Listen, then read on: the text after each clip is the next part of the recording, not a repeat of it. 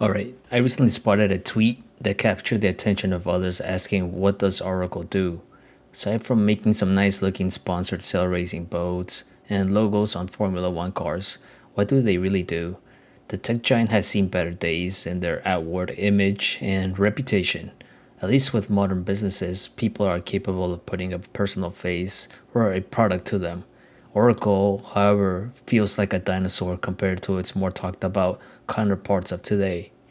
The typical answer someone gives is they have something to do with computers or networks.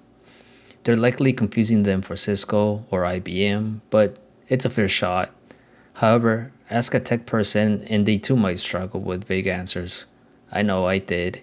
Something about enterprise database software, maybe some CRM, SAP, who knows? But they've been around for a while and have a baseball park named after them.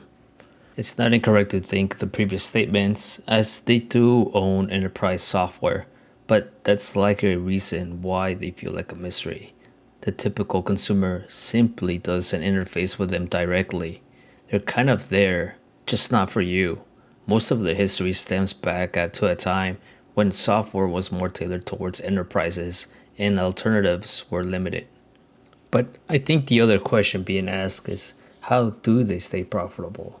At least from observation and doing an online temperature check, it doesn't appear as they have raving fans. Maybe they once did in the early days of the internet.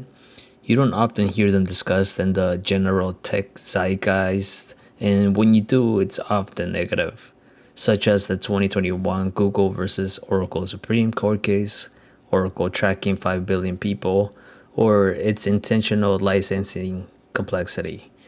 Nor do people generally aspire to work for them as much as trendy big corps or even a scrappy startup. No one makes day in the live videos for Oracle or write how to get into the company. So, what keeps Oracle afloat? To bring attention to this question by looking into a blog article in 2018 titled Choose Technology Suppliers Carefully. It's written by James Hamilton, a top renowned AWS chief engineer at Amazon, who's credited to have established much of today's AWS's data centers, and his LinkedIn is written as some type of distinguished biography.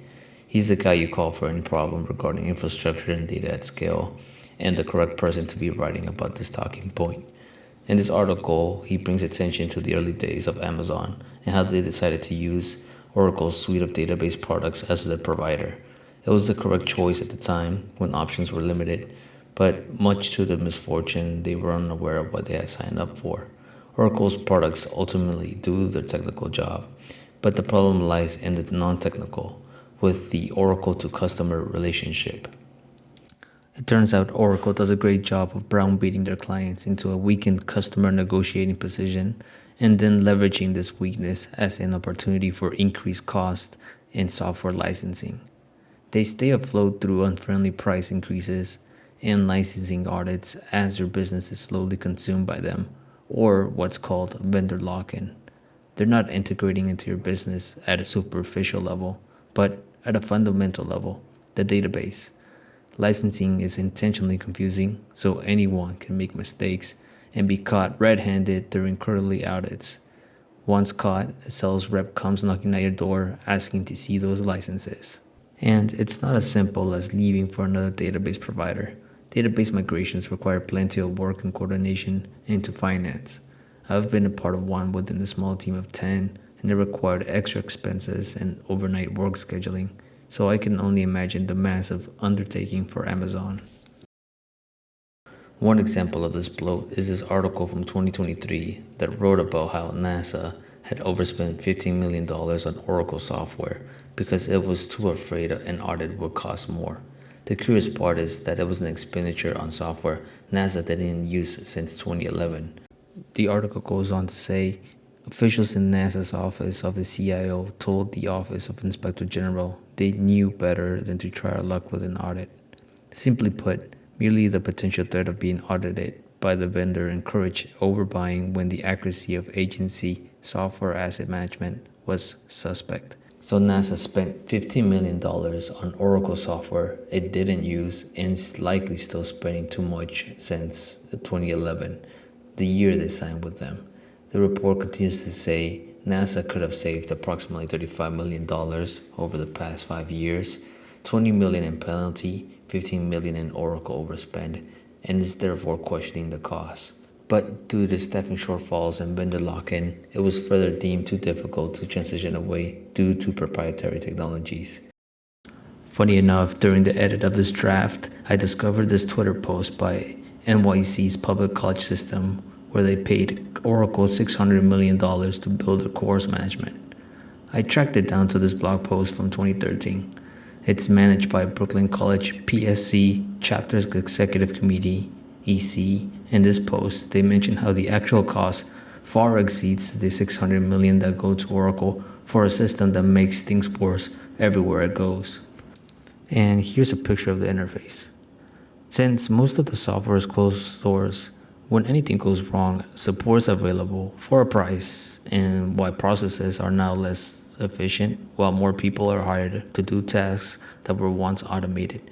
The price of $600 million for a student catalog just doesn't match market rates. It's beyond its punching line. It hurts to think how much students or taxpayers pay the brunt of it. I don't believe that's a $600 million course management system worthy of its cost, or as the post states, CUNY First does work. It just works badly. So why would a business keep paying these unwanted licensing fees? Well, if we reference Hamilton's article, there's a nugget of corporate truth, and it stated simply that customer-client relationships will put up with a lot. Everyone is too busy serving the needs of their customers and put off the problem until later. Your customers are your lifeblood, so any non-critical task gets shifted for later, at least until your limits are reached. Corporations have the money to pay off the problem until a later time, and startups are far too occupied doing what their name implies, starting up. So is Oracle like the mean stepmother you tolerate? It does make you wonder how they were able to embed themselves in the first place. At first glance, it seems strange given the amount of information about their practices, but then it comes into place. They aren't selling to people who can program, have time, or knowledge, but to institutions who prefer to outsource the thinking elsewhere. Their longevity and financial success suggests they must be providing value to their customers. I believe this is where Oracle shines. They target institutions who want an optimized solution where they can leverage support and perhaps shift the blame once something goes wrong. It's for places that require zero downtime, such as banks and governments that want rock-solid performance, a business history, and security through obscurity. Someone jokingly said Oracle doesn't have customers, it has hostages. They're hoping you believe moving your database elsewhere is too difficult to finance, schedule, and never take action to leave. And who better to have none other than mega companies, banks, educational systems, and governments as your hostages? In any case, they are worth $465 billion and making sweet amount of money every year, alongside some nice looking jackets.